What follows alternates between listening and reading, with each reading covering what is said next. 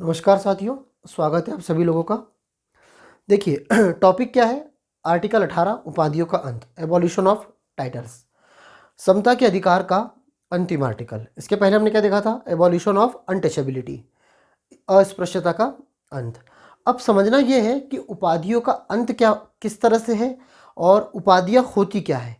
तो स्वागत है आप सभी लोगों का। स्टार्ट करते हैं। 4 पार्ट में है, 4 इसके क्लॉज है, 1 2 3 और 4। तो 4 क्लॉज में है ये। तो 4 क्लॉज में इसके पहले ये देख लेते हैं कि उपाधि क्या होती है। उपाधि का मतलब क्या होता है। उपाधि एक ऐसी संज्ञा होती है जो कि व्यक्तियों को, जो किसी व्यक्ति के नाम पर दी जाती है, और ये मतलब कि जन साधारण से उसे एक अलग विशिष्ट सिद्ध करती है। कौन? उपाधि। तो उपाधि एक ऐसी चीज़ है या ऐसी संज्ञा है जो व्यक्तियों को जन साधारण से विशिष्ट सिद्ध करती है। जैसे इंग्लैंड जैसे देशों में क्या होता था, उपाधि कैसी दी जाती थी, नाइट की, ठीक है, सर की उपाधि की, कुछ इस तरह की, लॉर्ड की उपाधि, बैरन, ऐसी कुछ उपाधियाँ दी जाती थी। हालांकि 17वीं शताब्दी में वहाँ पे क्या आ गया, संवैधानिक राजतंत्र, लेकिन फिर भी वहाँ पे उपाधियाँ, राजतंत्र, ये सब चीज़ें अभी भी वहाँ पे है। अगर हम भारत की बात करें तो आज़ादी से पहले हमारे यहाँ पे उपाधियाँ थी, जैसे सर, राय बहादुर, राय साहब, दीवान बहादुर, कुछ इस तरह की उपाधियाँ दी जाती थी हमारे यहाँ पे। अब इन सब उपाधियों को, जैसे इन उपाधियों का अंग्रेज़ों ने क्या करा, अंग्रेज़ों ने हमारे यहाँ उपाधियों का बहुत ज़्यादा उपयोग करा। स्वतंत्रता संग्राम के समय उनको लोगों को उपाधि दी जाती थी, और किसी न किसी तरह से वे सरकार के अधीन होते थे, या किसी को उपाधि मिली है तो वो सरकार के पक्ष में हुआ करता था। ये सब चीज़ें होती थी। हमारे यहाँ पे संविधान में उपाधियों का अंत कर दिया गया। अब 4 पार्ट में से जो बांटा गया, उसमें सबसे पहले में क्या कहा गया कि जो राज्य है वह सेना और विद्या संबंधी सम्मान के सिवा कोई अन्य उपाधि नहीं देगा। मतलब राज्य सेना और विद्या संबंधी सम्मान के सिवा कोई अन्य उपाधि या अन्य सम्मान, अन्य उपाधि नहीं देगा वो। लेकिन कौन दे सकता है? कोई प्राइवेट व्यक्ति दे सकता है। ये बात साफ है कि कोई प्राइवेट व्यक्ति इसमें सम्मान दे सकता है, लेकिन कौन नहीं देगा? राज्य नहीं देगा।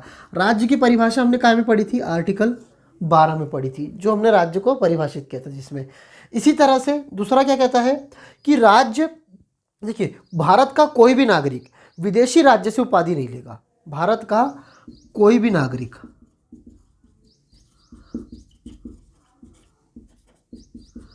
विदेशी राज्य से क्या नहीं लेगा? उपाधि नहीं लेगा।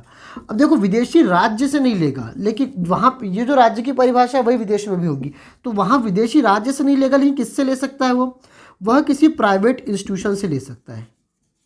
ठीक है, वो क्या कर सकता है? किसी प्राइवेट इंस्टीट्यूशन से वो उपाधि ले सकता है। इसी तरह से तीसरा क्या कहता है कि भारत में विदेशी व्यक्ति, अगर वो भारत राज्य में, मतलब भारत सरकार या राज्य सरकार में किसी लाभ के पद पर है, तो वो विदेशी राज्य से विदेशी राज्य से राष्ट्रपति की अनुमति के बिना उपाधि नहीं लेगा।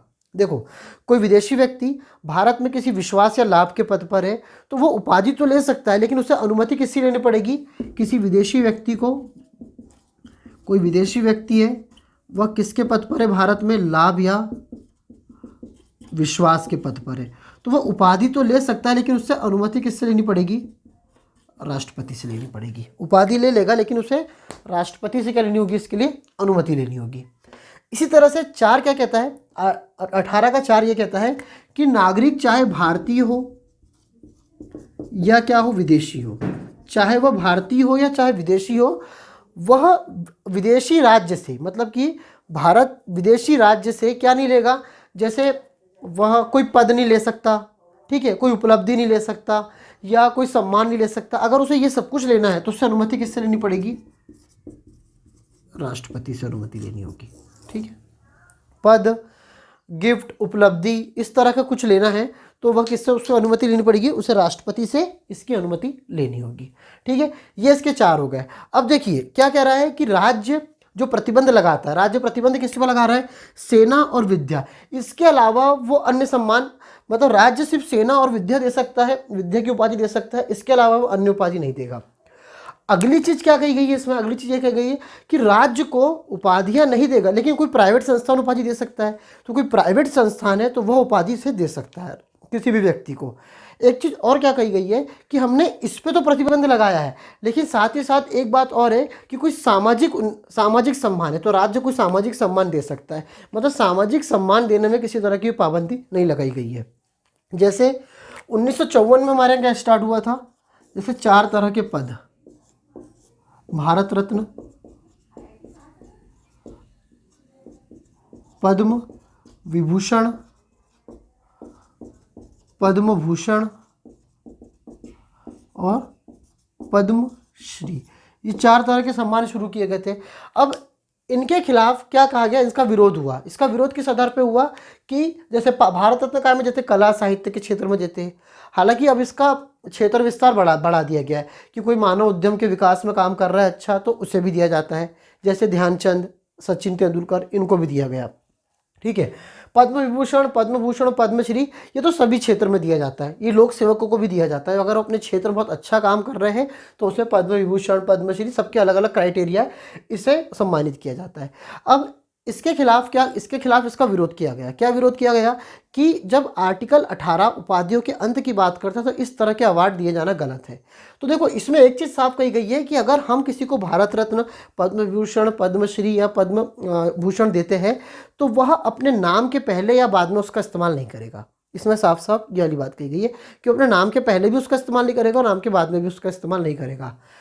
हालांकि एक चीज़ और है कि अगर कोई व्यक्ति ऐसा करता है तो आर्टिकल 18 में इसमें किसी भी तरह के दंड का प्रावधान नहीं किया गया है। ठीक है, अगर कोई इसका सम्मान को अपने नाम के आगे शब्द लगाता भी है कि वो भारत रत्न है या अपने नाम के साथ लगाता है, तो इसमें किसी तरह के दंड का प्रावधान नहीं किया गया है। किंतु आर्टिकल 35 जो संसद को नियम बनाने की शक्ति देता है, वह यह भी प्रावधान करता है कि संसद इस तरह के दंड के प्रावधान के कोई नियम बना सकती है। ये एक अलग चीज़ है। अब साथ ही साथ क्या हुआ कि जब इसका विरोध हुआ तो 1977 में जब मोरारजी देसाई का प्रधानमंत्री के रूप में आए तो उनकी सरकार ने, जनता पार्टी की सरकार ने उपाधियां मतलब ये देना बंद कर दिया, इसे रोक लगा दी, इसे असंवैधानिक बता दिया। हालांकि इंदिरा गांधी आई 1980 में, तो इंदिरा गांधी ने उसे फिर से चालू कर दिया गया था, उसके बाद उसे फिर चालू कर दिया। तो इस तरह के जो सम्मान है ये शुरुआत में बंद कर दिए गए थे, कुछ समय के लिए बंद रहे, फिर इनको फिर से क्या कर दिया गया था, चालू कर दिया गया। होप ये चारों चीज़ें आपको समझ में आई होगी, ये 4 तरह के जो इसमें आर्टिकल दिए गए हैं।